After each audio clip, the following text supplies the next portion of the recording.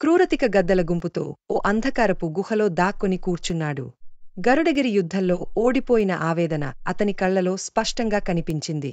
అతని గద్దల గుంపు అర్థాంతరంగా పరుగుతీసింది, కాని అతని కోపం ఇంకా తగ్గలేదు. విశారదుడికి ఓటమి బుద్ధి చేయకపోతే క్రూరతిక అనే పేరు అర్థంలేనిది అంటూ గర్జించాడు. ఆ సమయంలో ఓ శపథపూర్వకమైన స్వరం గుహలో మారుమోగింది. క్రూరతిక, నీ కోపం న్యాయమైనదే, కాని అప్రయత్నంగా దాడి చేస్తే మళ్ళీ ఓడిపోతావు. క్రూరతిక తిరిగి చూశాడు. అతని ముందుగా నిలబడి ఉన్నాడు రక్తనేనుడు, ఒక పెద్ద బూడిద రంగు గద్ద. అతని కళ్ళు ఎర్రగా మెరుస్తూ ఉరిమిన రెక్కలు కలిగి ఉన్నాడు. అతను చాలా కాలంగా హిమపర్వతాల లోపల దాగి ఉన్నాడని వార్తలు ఉన్నాయి. నా దగ్గర ఒక ప్రణాళిక ఉంది అన్నాడు రక్తనేనుడు. సువర్ణనగరాన్ని శక్తితో గెలవలేము. మేం దారుణమైన వంచన చేయాలి. అంతే. రాత్రి సమయంలో గద్దల గుంపులో కొందరు చిన్నపాటి పక్షుల వేషంలో సువర్ణనగరంలోకి ప్రవేశించారు. వాళ్లు నక్కల స్వభావంతో రాజ్యంలో పక్షుల మధ్య భయాన్ని, అనుమానాన్ని రేకెత్తించేందుకు సిద్ధమయ్యారు. ఒక తెల్లటి గద్ద మాయ చేసుకున్న ఓ హంసలా కనిపిస్తూ రాజ్యంలో చక్కగా కలిసిపోయింది. విశారదుడు మన రాజ్యం కోసం శత్రువులతో ఒప్పందం చేసుకున్నాడట అంటూ ఆ హంస రూపంలో ఉన్న గద్ద అనుసరించలేని రీతిలో నెమ్మదిగా చెప్పసాగింది. ఏమిటి? ఇది నిజమేనా అంటూ పావురాలు, కోకిలలు అనుమానంతో చర్చించుకున్నాయి. ఇదే సమయంలో ఇంకొక గద్ద కిలకిలపక్షి వేషంలో ఓ గూడు వద్ద నిలబడి, ఈ రాజ్యంలో మనకేం భద్రత లేదు, శత్రువుల దాడిలో మళ్లీ బలిపశువులమవ్వాల్సిందే అంటూ భయం పెంచే మాటలు చల్లి వెళ్ళిపోయింది.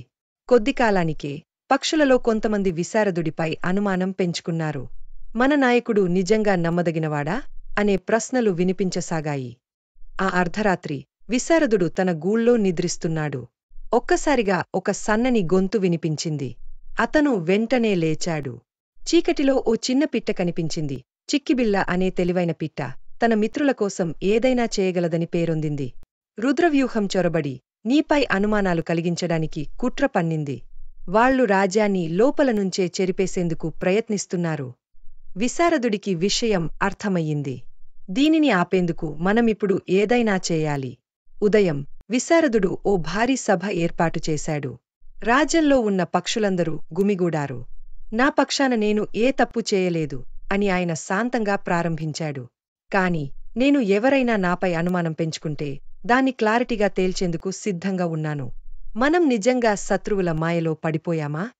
ఇదే సమయంలో చిక్కిబిళ్ళ తన గూడు వెనుక దాక్కుని పిట్టల బలగంతో కలిసి రహస్యంగా తగిన ఆధారాలు సేకరిస్తోంది. కొంత సమయం తర్వాత నకిలీ పక్షుల వేషాల్లో ఉన్న గద్దలను గుర్తించి అందరికీ చూపించింది. ఇదిగో, వీళ్లే మన లోపల దాగి మాయలు చెప్పినవారు అంటూ చిక్కిబిళ్ళ గట్టిగా గోల చేసింది. పక్షులందరూ కోపంతో అరిచారు. మనం మోసపోయాం. గద్దల వేషధారణ వీడిపోయింది. రుద్రవ్యూహం చేష్టలు వెలుగులోకి వచ్చాయి. వెంటనే గగనయోధుల బలగం ఆ గద్దలను పట్టుకొని బంధించేసింది.